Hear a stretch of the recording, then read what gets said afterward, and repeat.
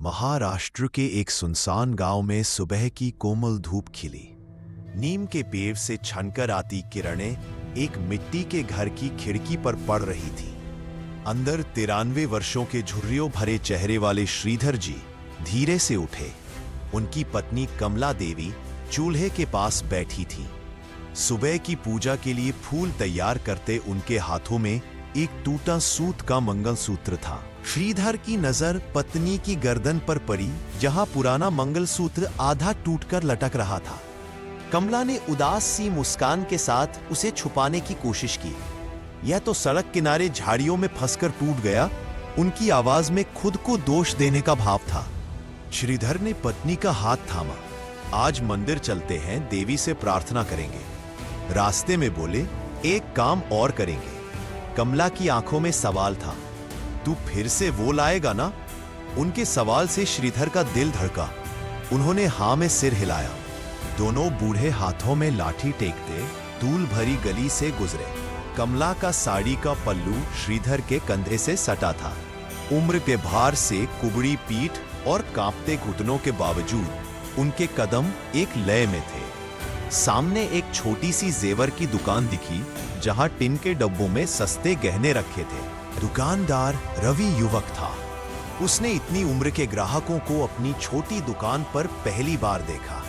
श्रीधर ने शीशे के काउंटर पर 20 रुपए का पुराना नोट रखा।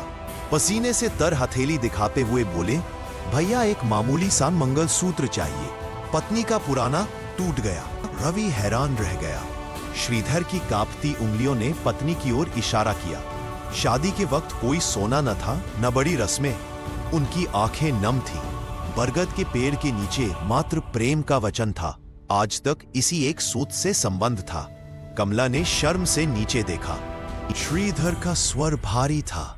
इतने साल गरीबी, बीमारी, पर इस बीबी ने कभी मुंह नहीं बिचकाया। उन्होंने कमला के टूटे आभूषण की ओर देखा। आज जब यह टूटा तो बस इतना बोली, तू फिर से नया लाएगा ना? यही उनकी पहली मांग है। रवि भावुक हो उठा। उसने तुरंत डिब्बे से 1120 रुपए का सोने का प्लेटेड मंगलसूत्र निकाला और आगे बढ़ाया। दादा, ये लीजिए, मैं उपहार में दूंगा। दुकान के ऊपर हनुमान जी की हो रही आरती का घंटी नाद गूंजा, पर श्रीधर ने विनम्रता से इनकार कर प्रणाम किया। उनकी बातों में सख्ती थी, पर आंखें दृढ़ थी। दुकान से कर्ज लेकर चाय बेचने वाला हूं, हर पैसा मेहनत का है। उन्होंने 20 रुपए के नोट को फिर काउंटर पर खिसकाया। यह अमूल्य सूत खरीदूंगा तभी, यह मेरे प्यार और इज्जत की कीमत है। रवि गदगद हो गया।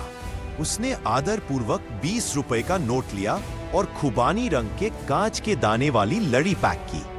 श्रीधर की झुर्रियों भरी हथेली उस छोटे पैकेट को टटोल रही थी। कमला के बदन में गर्व की लहर दौड़ गई। उस पल दुकान के पीछे खड़ा पलाश का पेड़ मानो सर झुकाए था। दोनों परस्पर ढांढास बंधाते मंदिर की ओर बढ़े। मंदिर की सीढ़ियों के पास बैठे श्रीधर ने कंपते हाथों से नया मंगलसूत्र पत्नी के गले में सजाया। उनकी काली पर भरी आंखें दहक उठी, जैसे चवन्नी के दिन लौट आए। मंदिर का घंटा झंझना उठा। रवि ने यह दृश्य चाय की दुकान पर बताया। गांव समेत जब यह बात फैली, अगले दिन चवन्नी वाले क्षेत्रीय समाचार पत्र ने फोटो छापी। श्रीधर अपनी झोपड़ी के बाहर मिट्टी के तुलसी चौरे पर बैठे थे और कमला ने नया मंगलसूत्र पहन रखा था। केशों में चमक थी। लोगों ने उन्हें प्यार के पत्थर का उपनाम दिया। पंचायत भवन के बाहर बच्चों ने थाली बजाई। एक युवा युगल ने उनके चरण छूकर फिर से प्रेम करने का साहस मांगा। श्रीधर ने कहा, डोरी मजबूत है तो गांठ मजबूत रहती है। सबकी आंख भर आई। 2 महीने बाद उसी बरगद के पेड़ के नीचे श्रीधर का निधन हुआ। अंतिम घड़ी में कमला ने उनके हाथ में मंगलसूत्र का सूत रखा। आंगन में वह लड़ी अभी भी लाल रुमाल में सुरक्षित थी। एक बूढ़ा वटवृक्ष और एक चमकती लड़ी अब उस प्रेम की अमर कहानी गाते थे।